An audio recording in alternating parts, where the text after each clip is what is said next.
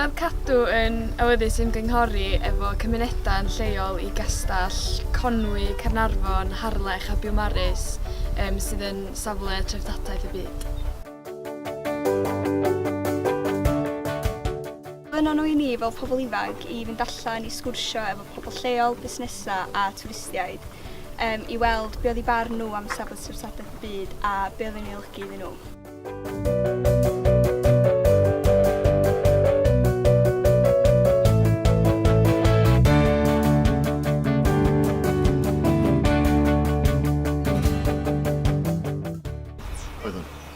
Yes, we're aware of the Ymgynghoriad Heritage Site, yeah.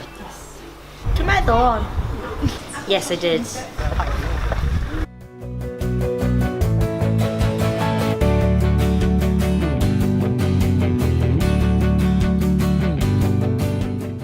Well, it means a great deal. It's a great tourist attraction, great part of local history, so yeah, very important.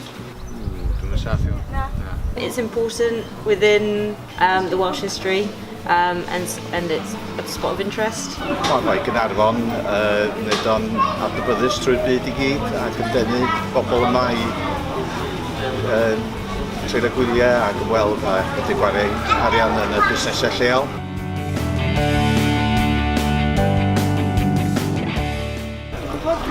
Hanes. Well, we live opposite, so yeah, but we don't go into it very often, but we're very aware of it and enjoy it. Neis. Mae'n fynd, yn mynd amdano. Ar un agwedd mae o'n enghraifft o bensaerniaeth trawiadol iawn. Ar yr agwedd arall, yn ôl yn hanes, mae o'n arwydd orth rhwng Saeson dros y Cymru.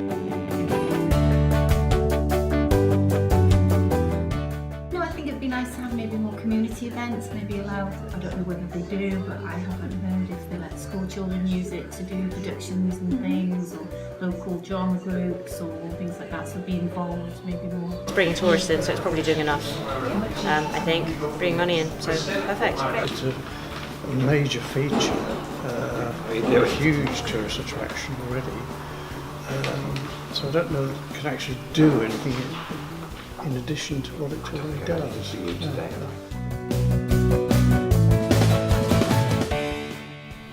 Un o'r pethau sydd i'r amlwg allan o'r ymgynghoriad ydy fod angen codi ymwybyddiaeth am be'n union ydy'r teitl safle Treftadaeth y Byd.